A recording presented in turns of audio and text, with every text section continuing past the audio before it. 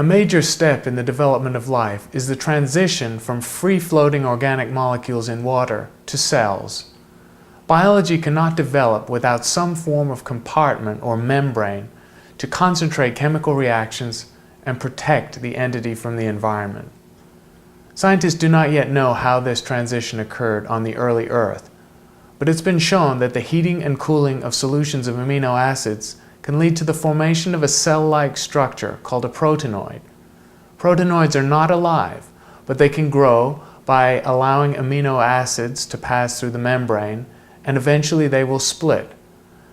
They also can store energy in some cases by storing a voltage across their surfaces.